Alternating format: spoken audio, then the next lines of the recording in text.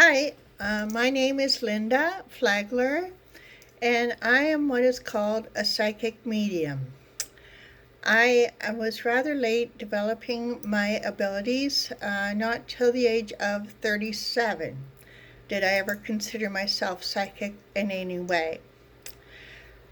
My background is that I have a Bachelor of Arts degree from Trent University in Peterborough, Ontario.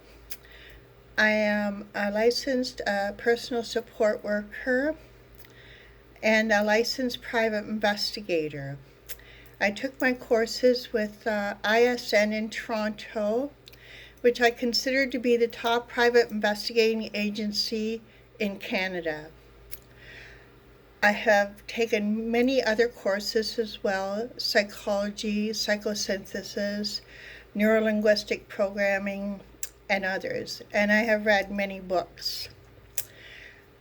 My plan for life was to be a full-time counselor at YWCA Crossroads in Peterborough. Their system is you start out as a relief counselor, then you work your way up to part-time and then full-time. So I was relief, which meant I worked a lot of midnights. On the way home one morning, my car hit black ice. And when it did, I lost complete control. My car spun in one direction and then spun in the other. I could not get it out of that spin. I thought, this is it, I'm going to die. So I said a prayer to God, if I'm going to die, please don't let it be too painful. And immediately after I said that prayer, my car filled up with white light.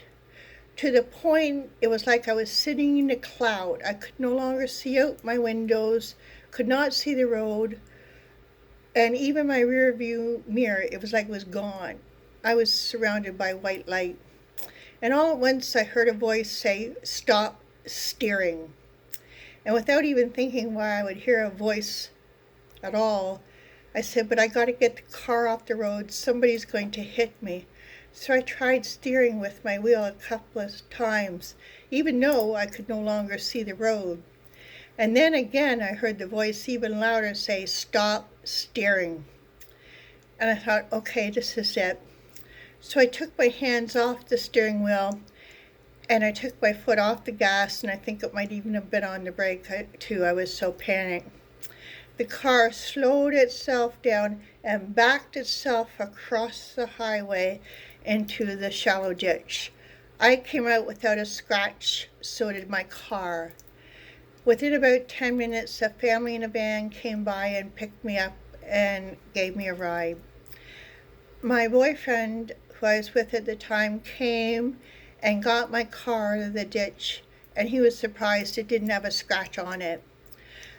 Within about 3 days after that, I started seeing dead people standing beside my bed at night.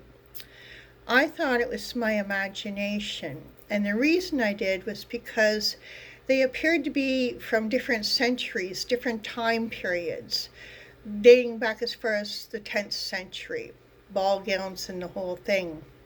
And I would say to myself, Linda, what have you been watching on TV? Why is your imagination acting like this? And I would think, well, I was watching Friends and Frasier, just comedies, because that's what I like to watch.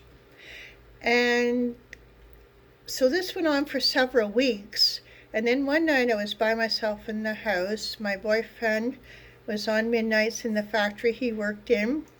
My daughters, who were 10 years old at the time, were on a sleepover.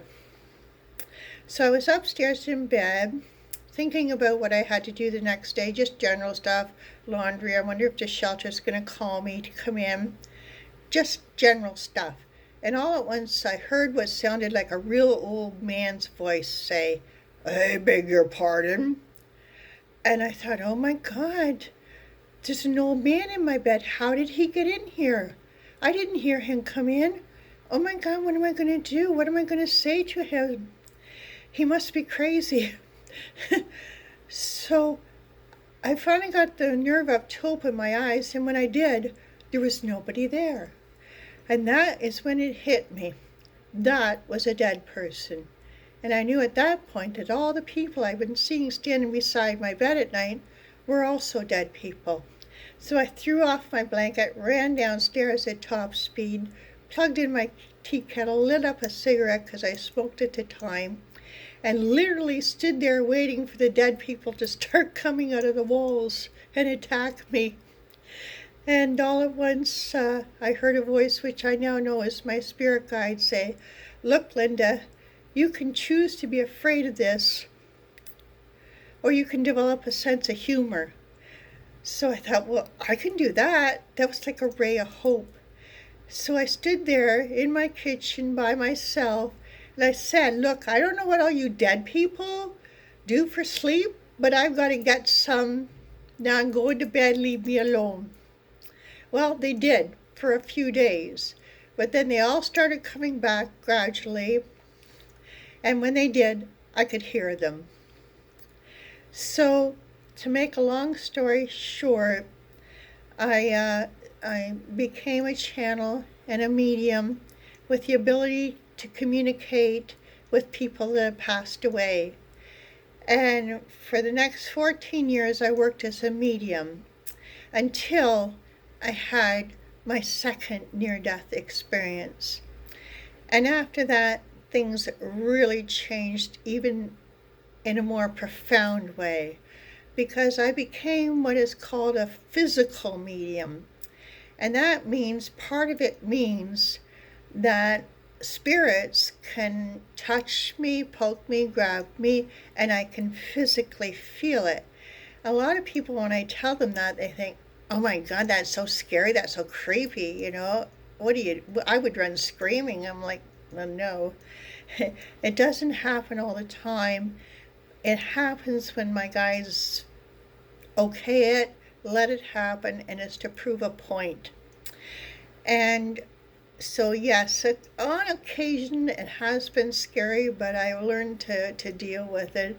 I don't take any guff off the spirit world anymore. And so what I do brings me a lot of happiness and joy. Because, I never used to think such a thing was possible as communicating with people that have passed away. I thought people that said they could do it were fakes, or they were actually just deluding themselves and really thought they could do it. But I have had my eyes open in a very big way. Life after death is real, and I'm here to testify to that. God loves everyone unconditionally. There is no judgment. People judge people. God doesn't. And if I want to blow people's minds, sometimes I'll say to them, "I'm not afraid of death. It's nothing. I've been through a lot worse." And people lie as the biggest saucers. "You've been through worse than death?" Well, yeah. Because death is only going from one place to another. It's right next door. Heaven is not far, far, far away, up there and out there. It's right next door. And that's where your friends, your family, your loved ones are, along with your pets that you've had all through your life. There is absolutely never a thing to be afraid of in death. And when you pass, you are given such a great welcome home party. And so I want to say that. So part of my YouTube channel will be talking about my experiences, my readings, because I want to show and demonstrate the level I do communicate at. And I give very detailed and specific information. It's not general, your loved one's in the light and they're basking in the glow. No, I get down to the nitty-gritty. And when I sit with someone, I get very intense. I get very focused. And what I do is I read their minds. And if they're stressed and they're not handling their grief well, or whatever way, or whatever's going on, I'll just sit and point at them, or I'll say to them, "You think this, and you think that, and since your son's died, you do this, and you do that, and you've got to stop." So, and never one time has anybody said to me, "You're wrong, that's not what I think." because I cue into that person. And I also want part of my channel to be about spiritual growth and development, because I feel, and my guides feel, that not listening to yourself and not trusting yourself has become a plague in our society. And a lot of women, a lot of people go through and enter into abusive relationships because they don't trust themselves. They don't listen to themselves. And if you learn to listen to the voice of your own intuition, which is a channel directly to your higher self, it is a life-saving faculty. So that's what I want to get across to people.